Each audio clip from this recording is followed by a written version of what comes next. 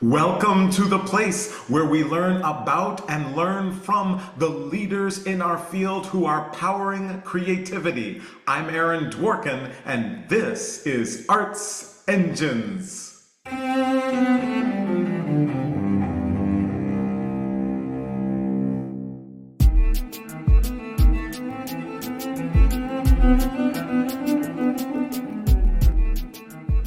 Thanks again for joining me here on Arts Engines. Today's guest is Robert Taylor, who serves as Director of Bands and Professor of Conducting at Northwestern University's Bienen School of Music. Robert, welcome to the show. Hi, Aaron. Glad to be here. So it's so great to talk to you. And obviously, right, there's so many phenomenal things going on at Northwestern, one of our great creative partners here at the show. And so what I'd love to kind of delve into is that a lot of our audience members, right, are thinking about repertoire, whether they're in orchestras, but especially those who are in academic environments, thinking about not only what's the repertoire we want to perform, but what repertoire do we want our students to engage in, immerse themselves in, etc. So I'd like to tackle and dive into repertoire. So wondering if you could kind of share, and first maybe it might be helpful just for everyone, kind of what maybe the scope of bands and conducting is at Northwestern, just so everyone knows, but then kind of what's your approach to these ideas and issues of repertoire? Well, you've touched on a really important topic, and I think it's probably something that I'm most excited about in the kind of work that I get to do. You know, as a conductor, you really get to play in the sandbox when it comes to programming. And I would say it's kind of my favorite time of the year in the summer when I get to spend some time getting to know new music and really thinking about sort of what kinds of projects we might take on with the student ensembles from year to year. This is my first year as director of bands at Northwestern, so we're just a little over halfway through my inaugural season here, and there are all kinds of aspects of programming that come into play, of course, across all of the wide range of ensembles here at the school, but in particular in the bands, we have three different concert bands in the program here: the Symphonic Wind Ensemble, Symphonic Band, and Concert Band. And each of those ensembles, if you will, it sort of has their own personality and different groups of students that flow through them throughout the season. But one common thread is we're always looking for innovative programming. And I think it's a really important topic right now, in particular, is in what ways can we make the concert experience as relevant as possible? And I see you nodding. Really, I think a lot of this work comes from a desire to not only explore works which are sort of part of the repertory and are things that we want in a student environment like this, students to be exposed to, both pedagogically and artistically, for sure, but also what are the elements of the music that we're doing that are relevant today, one within concert music circles, but even in a larger realm, culturally relevant and relevant to the communities that we're in, where we're making the music we're making, and relevant to a young person's career and the range of things that they might need to be exposed to and prepared to do, moving forward. So a lot of different directions that we could go in. Totally. And so with that, as you're kind of leading those efforts, so I'm thinking about someone who's in our audience who is, looking at the rep that they've been doing, academic setting or otherwise, and are like, we really want to build more diversity into, our programming. What suggestions would you have in terms of, are there any kind of either, best practices or things that you're thinking of, kind of core things of, I wanted to meet these particular, metrics, or these are the key things I'm taking into account as you begin this work? Yeah, I mean, first of all, I think probably any music director or a teacher has some philosophy that underpins how we're making decisions about the repertoire that students are exposed to. And an exercise I do with my graduate conductors here is to write a programming philosophy and just sort of start with, like, what are the elements of music that I might be looking for that are maybe important qualities? So, how do we define craft or excellence? Does creativity, how large of a role does creativity and innovation play in your programming? What about diversity? Diversity of different music from different cultures, right here in North America, but also around the globe.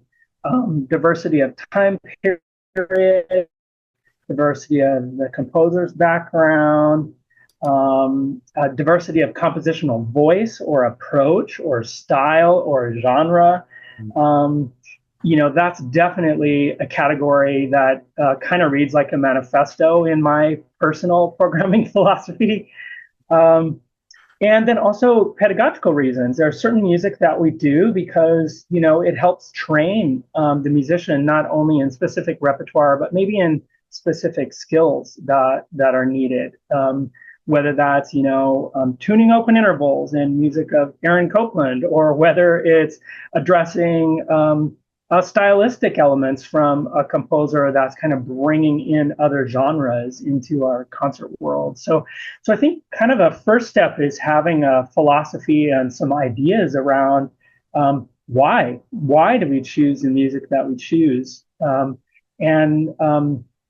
When that question is posed to me, I would say many years ago, it would stop me in my tracks, the why question. What is always easy to answer, but why much harder?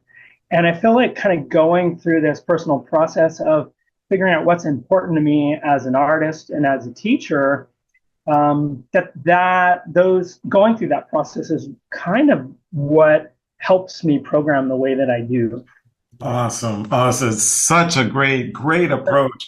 And wondering, kind of in that process, either have you encountered any challenges that you would want to share with others as they're thinking about this, and or what if there are those who say, oh, especially I might be looking at, really building cultural diversity of the repertoire that I'm incorporating, but I'm worried about pushback, or with the way things are, being discussed these days, will that be, an obstacle or distraction for my students? Wondering how, either whether you've encountered any of those or other challenges, and just the challenge part of it, in addition to the opportunity.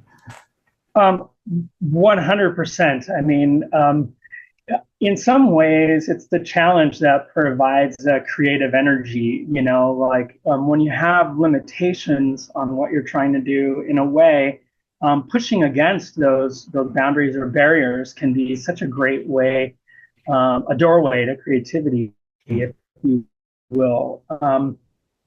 So, I mean, I think this is really timely conversation, and it's occurring at a time when we're questioning vocabulary and how we describe things. There are lots and lots of concerns about artistic expression and freedom of expression, certainly.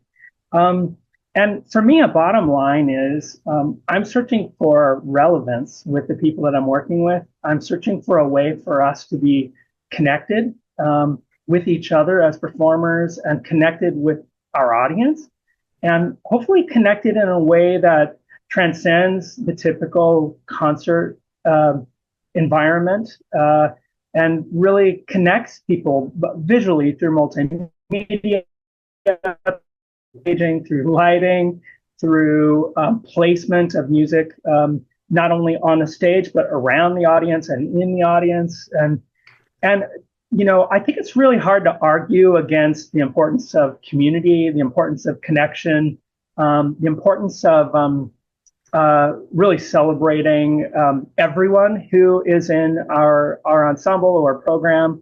And I do have some really interesting examples of some difficulties that I've experienced in prioritizing that. I could share a couple if you think it might be helpful. Yes, yeah. We're just about running short on time, but maybe if you could share one, that would probably be really great for the audience.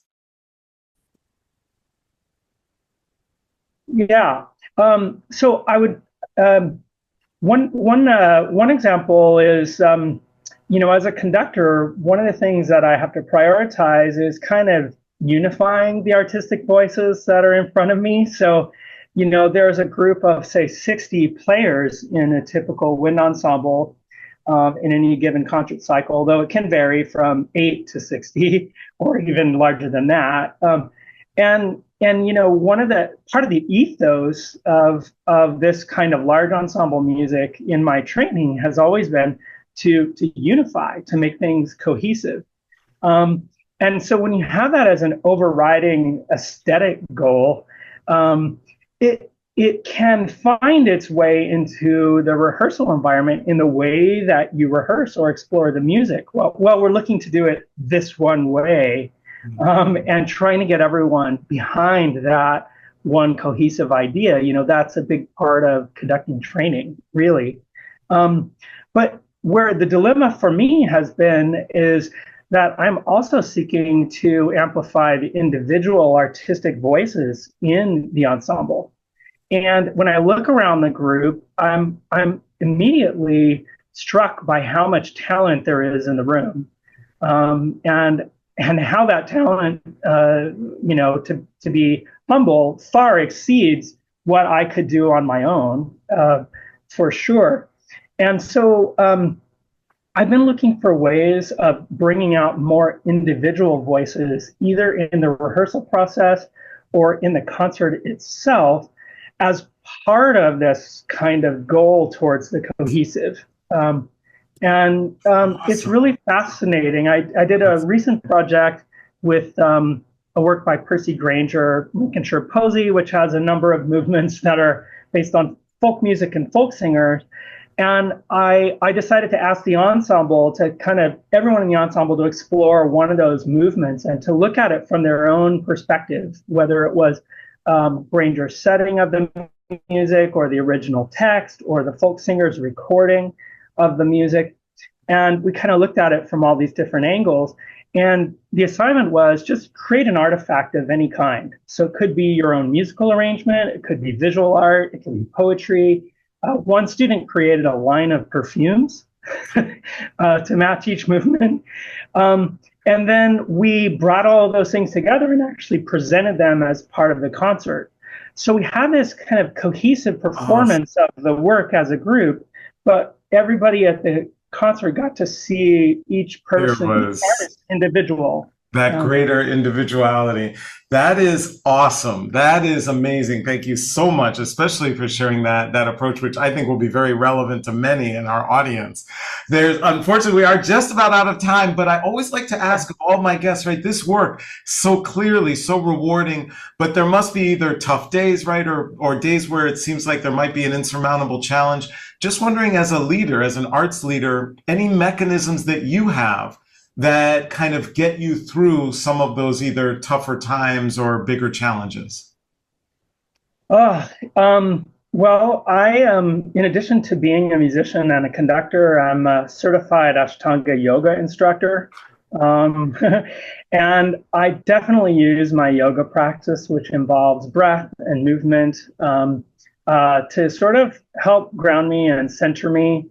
And I like to use those same techniques in the rehearsal environment, centering techniques and breath techniques, etc., to help us all get present in the moment. Because I think one of the biggest challenges that we encounter is we all walk into the room and we all have our lives going on around us, and to find that kind of really special time together where we can be 100% present, free of digital and other distractions, not thinking about the news we just read or anything else, and just centered on the creative practice in a really unique place in modern life that we get to do that.